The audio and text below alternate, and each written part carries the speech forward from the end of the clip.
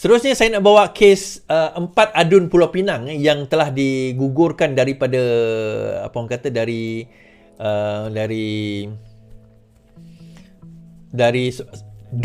Pulau Pinang. Mereka telah digugurkan oleh Dewan Undangan Negeri Pulau Pinang tempoh hari sebagai ahli Dewan Undangan Negeri kerana telah melompat. Mereka telah melompat ke masa itu ke Bersatu. Antaranya adalah Afif lah, Dr. Afif yang melompat ke Bersatu. Dan Dewan Undangan Negeri Pulau Pinang mendapati mereka telah melanggar Akta Lompat Parti, therefore digugurkan. Sepatutnya ada PRK berlaku lah, tapi disebabkan dah nak dekat pilihan raya, so PRK tu ditangguh. Tak ada PRK berlaku, sehinggalah pilihan raya terus dibuat lah pada kira-kira bulan Julai ni nanti. Baik, kita baca kita baca. Rayuan 4 bekas adun Pulau Pinang didengar 8 November. Mahkamah Rayuan menetapkan 8 November untuk mendengar rayuan 4 bekas adun Pulau Pinang bagi mencabar kesahihan usul DUN bagi mereka mengosongkan kerusi. Peguam Surendran Anantan yang bertindak bagi responden iaitu Badan Perundangan Pulau Pinang dan Speaker Negeri Lau Chong Kian mengesahkan dengan Malaysia Kini. Rayuan itu oleh Zulkifli Ibrahim, Afif Bahardin, Khalid Mengtab Ishak dan juga Zulkifli Mat Lazim yang merupakan bekas adun Pulau Pinang masing-masing bagi Sungai Aceh, Seberang Jaya, Bertam dan Teluk Bahang. Mahkamah Rayuan sebelum ini menetapkan hari ini untuk pengurusan kes rayuan terhadap keputusan Mahkamah Tinggi di Georgetown pada 20 Jan lalu untuk menolak saman 4 bekas adun itu awal tahun ini. Difailkan pada 2020, 4 perayu berkenaan melalui tindakan sivil cuba mencabar keperlembagaan, constitutionality, keperlembagaan, perkara 14A Perlembagaan Negara Pulau Pinang dan untuk menghalang kerusi mereka daripada diisytiharkan kosong menurut peruntukan tersebut. Dalam menolak saman itu, Pesuruhjaya Kehakiman memutuskan bahawa Mahkamah Sivil terikat dengan pengisytiharan Mahkamah Persekutuan tahun lepas bahawa perkara 14A adalah sah. Saya ulang, dalam menolak saman itu, Pesuruhjaya Kehakiman Azizan Mahal Arsyad memutuskan bahawa Mahkamah Sivil terikat dengan pengisytiharan Mahkamah Persekutuan tahun lepas bahawa perkara 14A, okey, faham. 14 kurungan A menyatakan bahawa seorang adun Pulau Pinang mesti mengosongkan kursi jika dia meletak jawatan, dilucutkan keahlian, tidak lagi menjadi apolitik atau dipilih sebagai calon oleh parti politik lain. Dalam keputusannya, Azizan juga berkata mahkamah tidak boleh mengeluarkan injunksi untuk menghalang DUN Pulau Pinang dan Speaker membincangkan usul supaya 4 DUN itu mengosongkan kursi. Dia menjelaskan, mahkamah tidak boleh campur tangan dan tidak ada kuasa. Terima kasih Faizal, thank you. Baik, dia macam ni tuan-tuan. Saya Alibo, tengah-tengah kita live ni Alibo. Terima kasih. Baik, kita cerita macam ni. Peristiwa dia macam mana tuan-tuan? 4, okey, saya mula dulu Alibo ni buat saya terkejut Alibo. Okey, dia cerita dia macam ni. Pulau Pinang adalah salah satu daripada 2 negeri yang ada Akta Anti Lompat Parti. Okey, satu daripada 2 negeri. Apa dia negeri yang ada Akta Lompat Parti? Pulau Pinang dan juga Kelantan, kalau if I'm not mistaken lah, 2 negeri ni. Dan Akta Anti Lompat Parti ni dalam perlembagaan mereka ni, mereka buat sebelum Akta Anti Lompat Parti tu dah wujud di dalam negara kita. Kan, sebelum negara kita ada Akta Anti Lompat Parti, negeri ini dah ada Akta Anti Lompat Parti, iaitu Pulau Pinang dan juga Kelantan. Mungkin juga ada negeri lain, tapi saya tahu ada 2 ni lah. Baik, akhirnya tahun lepas apa orang kata,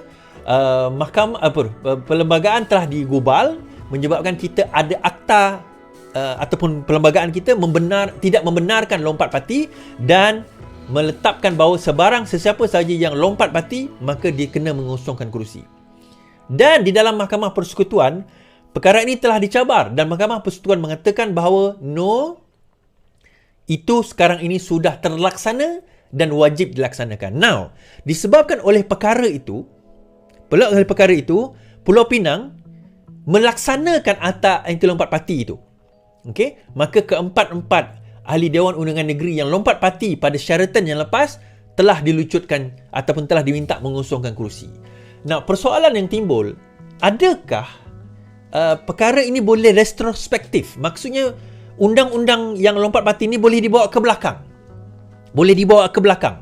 Arti kata mereka lompat sebelum kelulusan, terima kasih Saudara, sebelum kelulusan apa orang kata, ialah sebelum amendment perlembagaan berkenaan dengan lompat parti. iaitu pada tahun 2020, sedangkan Anti Lompat Parti ini hanya disahkan, perlembagaankan pada tahun 2022. Jadi itu timbul persoalan. Namun begitu, Mahkamah Tinggi menetapkan bahawa pengosongan itu berlaku selepas perlembagaan itu disahkan. Bukan berlaku sebelum. Memang mereka melompat sebelum, tetapi mereka mengusungkan kerusi selepas perlembagaan itu dibenarkan. Nah, soalan, kenapa sebelum ini Penang tak boleh laksanakan? Kenapa Kelantan tak boleh laksanakan? Sebab perkara itu bercanggah dengan perlembagaan. Sebelum amendment tu, dia bercanggah dengan perlembagaan. Setelah amendment itu dilakukan, iaitu Anti Lompat Parti tidak dibenarkan, maka tidak lagi bercanggah dengan perlembagaan, maka boleh dilaksanakan. Now, sekiranya empat orang adun itu diminta mengosongkan kerusi sebelum amendment, sebelum pindaan perlembagaan Anti Lompat Parti, maka daripada situ mereka sebenarnya boleh bawa ke mahkamah dan mereka boleh menang. Tetapi mereka disuruh kosongkan kerusi selepas amendment. Maka daripada situ Mahkamah Tinggi mengatakan no, tak boleh. Saya ni rendah je di Mahkamah Tinggi, walaupun nama dia Mahkamah Tinggi, tetapi Mahkamah Persekutuan itu lebih tinggi daripada Mahkamah Tinggi. Jangan tanya saya, nama je. Maka dia kata saya terikat dengan Mahkamah Persekutuan. Mahkamah Persekutuan adalah mahkamah paling tinggi di dalam negara kita. Dulu dipanggil Supreme Court, kan ditukar kepada Mahkamah Persekutuan. Jadi mahkamah rendah seperti Mahkamah Tinggi ni pelik kan, nama dia Mahkamah Tinggi tapi dia mahkamah rendah, terikat dengan keputusan Mahkamah Persekutuan. Therefore, dia hanya ikut. 4 orang ni tak puas hati, jadi mereka mengemukakan rayuan di Mahkamah Rayuan. Okay, so dia Mahkamah Tinggi, Mahkamah Rayuan, Mahkamah Persekutuan. So dia akan didengar pada 8 November ini, sama ada keputusannya membenarkan atau tidak. Dia nak pilihan raya, apa dia nak kisah dan sibuk nak pergi buat rayuan lah apa lagi. Tak, tuan-tuan, kalau dah kosong kerusi, kalau tak silap saya lah, berkemungkinan mereka tak akan dapat pencen. Pencen sebagai adun tu tak dapat kerana kira dipecat. So mereka tak dapat pencen sebagai adun tu. Itu persoalan dia.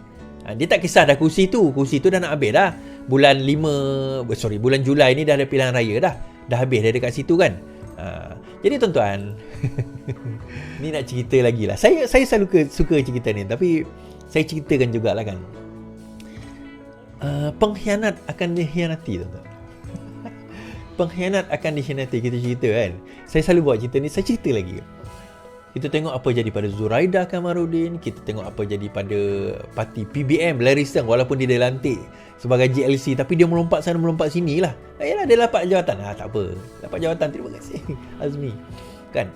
Dia dah dilantik, dia apa yang jadi pada Azmin, Zuraida, Haniza Talha, Daroyah, apa yang jadi pada Afif, hilang kursi, tanding kalah. Kan? Apa jadi pada dia orang? Tuan-tuan, satu benda dalam hidup ni kita jangan khianat, tuan-tuan.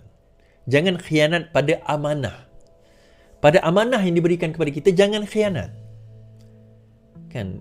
Diberikan amanah kepada Pakatan Harapan untuk memerintah 5 tahun pada waktu 2018. Ada yang tulis, jatuhnya kerajaan kerana Mahathir letak jawatan. Actually, bukan. Jatuhnya kerajaan kerana Mahathir hilang sokongan daripada parti dia sendiri.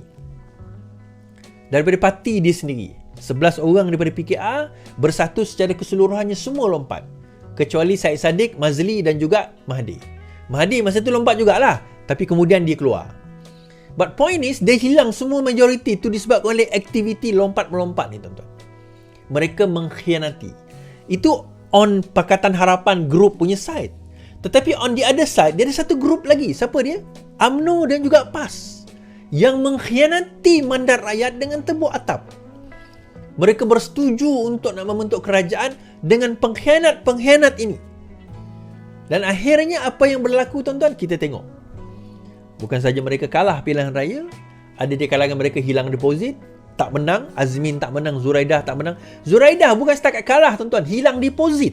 Di Ampang yang dia menang ratus ribu, dia punya undi dia hari tu ratus ribu, hari tu menang tak, saya berapa, 7,000 je kot. 10,000, 100,000, hari tu dia menang 7,000, hilang deposit, tuan-tuan. Ni nak bagi tahu kita yang pertama, tuan-tuan, Kekuatan itu bukan pada kekuatan individu, dia bukan Zuraidah Azmin Iswardi, bukan. Dia pada kekuatan kolektif tu, as a party. Itu sebenarnya kekuatan yang sebenar.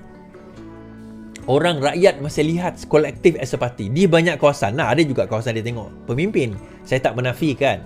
Tapi secara umumnya mereka melihat kepada parti, bendera. Melihat kepada parti dan bendera. Jadi, marilah kita diam sejenak. Diam sejenak. Mengenangkan kisah mereka yang mengkhianati ini, yang akhirnya jatuh dalam pengkhianatan tersebut.